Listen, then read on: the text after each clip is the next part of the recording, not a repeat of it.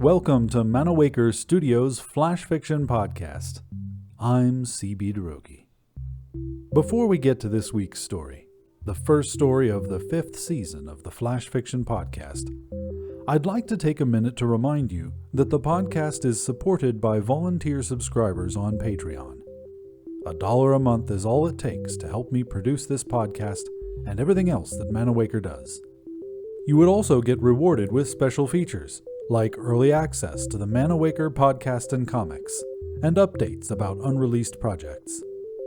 Higher levels of subscription come with even more benefits, but the real reason to do it is to help me create these works of literary art which otherwise would have no access to funding, because Manawaker does not seek grants or use advertising in any of its projects. To find out more, visit patreon.com/Manawaker. That's patreon.com/MANAWAKER. If helping financially is not in the cards for you, that's okay. It's free for a reason, after all, and there are other ways you can help. Recommend the podcast to others, easier than ever now that we're on Spotify, or leave a review for the podcast in whatever service you use. These things are free, and every review and referral really does help. Thanks for listening, and for your support of Manawaker Studio. Now, on with the show. This week, Something to Remember by Lituo Huang. Siobhan's room has 3 white walls and a yellow wall. Hers is the only room in the Levittown Girls' Academy with a yellow wall. Siobhan's extra-long twin bed, topped with a nest of sheets and blankets, is pressed against the yellow wall. Across the room is her roommate Dee's bed, made up as smooth as a book cover. Rena lies on Siobhan's bed, her head resting on Siobhan's crumpled Paul Frank monkey pajamas, and puts her brown legs up the yellow wall. Siobhan's milk-white legs form a V next to hers. "How do you get them so nice?" Rena asks, comparing her chipped toenails to Siobhan's, which are glossy and perfect, painted cherry skins. Siobhan shrugs horizontally. "Practice makes perfecto." Rena places her foot next to Siobhan's. She feels the stubble on their legs scrape. The blood pools in her head, making everything funny. "Watch this," Siobhan says. She launches her legs backward over her head, flipping off the bed in a reverse somersault. Her arms flail, and she lands on the floor with a crack. The CD case is splintered. The girls stare at the cover, then at each other. A starburst of shattered plastic radiates from Madonna's armpit across the case like a gunshot. "Oh, crap!" Siobhan smacks her forehead. "Dee's gonna kill me when she gets back." Rena levers the broken case from Siobhan's hand. She walks to Dee's side of the room, where Dee's combination CD cassette player radio alarm clock with 5-disc changer sits on Dee's shelf like a vault. "Calm down, Shiv," says Rena, although she feels dizzy from the blood draining out of her brain. She peels open the CD case, and shards of brittle plastic bounce off the vinyl floor. She pops out the CD and inspects its underside for hairline cracks. "Hey, the CD looks okay." Siobhan groans.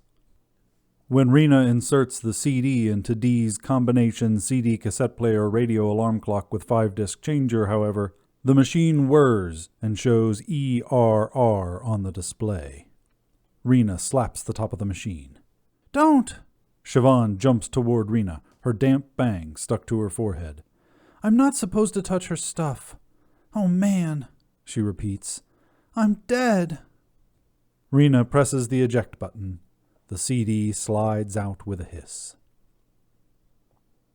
The Cheshire Cat Used Book Emporium is at the end of the main street past cafes, pizza shops, and head shops. Siobhan and Rena walk with linked arms. Rena, on the side closer to traffic, flinches every time a car passes by. "I've only got $5. You?" Siobhan asks, looking into the window of a thrift shop at a faceless mannequin wearing a rainbow clown wig. Rena digs into her pocket. 3, she replies, pushing her Hello Kitty coin purse with the folded bills back into her jeans.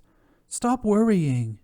She sees the two of them faintly reflected in the shop window like ghosts. The girls relink arms. In front of the Mug coffee shop, a web of interlocked metal cafe tables and chairs block the sidewalk. Rena and Siobhan weave between the tables and chairs, linked like a two-car train. "It warms my heart," a man says. The girls stop. The man is standing in the middle of 3 tables shoved together, leaning to one side, wearing a battered hat with "Veteran" printed above a colorful line of service ribbons. All the pockets of his cargo vest are bulging. "It warms my heart," he says, "to see girls walking arm in arm. It's beautiful." Rena frowns, and Siobhan puts a hand on her hip and opens her mouth to speak. "Don't get me wrong, though," the man says. "I don't mean anything." Rena pulls Siobhan forward. "Don't mean anything," the man says again. "It's beautiful. When I was young—" Siobhan trips over a table leg. Rena plows through the web. "When I was young," the man yells after them. The owner of the Cheshire Cat Used Book Emporium sits in the middle of his walled-off counter like a minor god. He glances at Rena and Siobhan through thick lenses. His eyes are small and far away. The bookshop smells of old books, which are stacked in every orientation on shelves, and of shrimp. The owner is eating shrimp cocktail. "Where are the CDs?" asks Rena. "All the CDs are in the back." The owner gestures with a shrimp in his hand. "But don't go past the beads." "Why not?" says Siobhan. The owner squints at her. "How old are you?" 17, interjects Rena, pinching the small pat of fat behind Siobhan's elbow. "Still not for you," the owner says, pursing his lips before transferring his attention to the empty space above their heads. Rena and Siobhan make their way between overstuffed shelves to the CDs. Rena clicks through them. "What was it called again?" "You didn't bring it?" Siobhan says, brushing her fingers along the strings of green beads that lead to the forbidden room. "Me?" Rena stretches the word to 3 syllables. She pulls on the spine of every Madonna CD on the shelf until she finds it. Something to remember. At the checkout, Rena unzips her Hello Kitty coin purse and lays her bills on the counter next to the melting cocktail ring of shrimp. She prods Siobhan, who puts down her crumpled 5. "So what's behind the beads?" asks Siobhan. $9.99, the owner replies.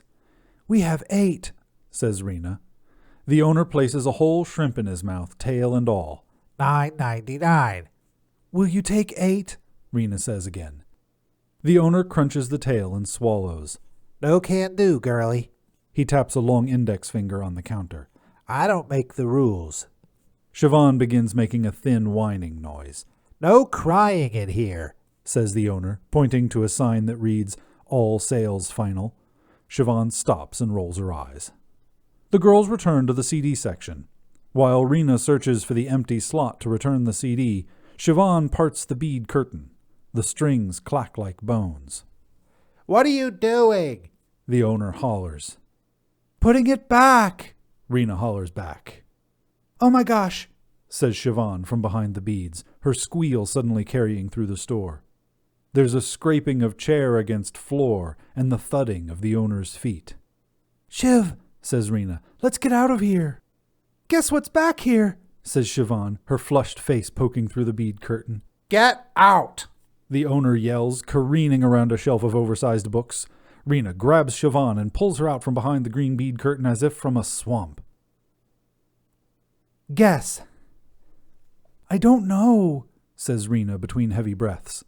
They have run down the street and hidden behind a brick wall of the Mug, its tables and chairs now cleared from the deserted sidewalk. Siobhan cups her mouth and leans in, her lips nearly grazing Rena's ear, and whispers, "Porn." Her pop of hot breath makes Rena's whole body itch. "Seriously," Siobhan cries, beginning to skip down the sidewalk in an explosion of high spirits. Rena tries to skip after her hand over her chest. "Wait for me!" The CD case is under her bra, stuck by a sudden outbreak of perspiration to her skin, rattling with every skip.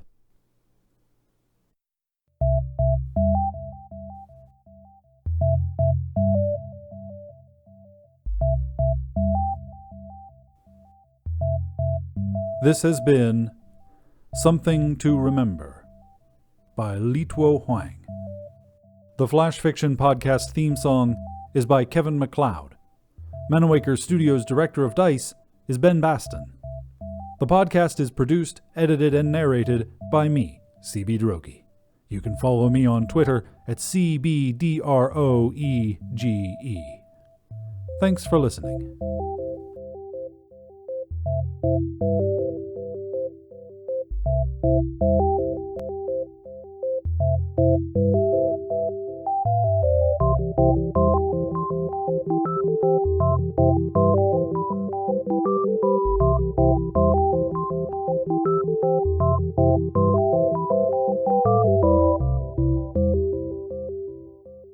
On the next installment of Flash Fiction Podcast, do you have any religious beliefs? Cassie looked around with desperation, but the flight was completely full, with no seat open to escape to.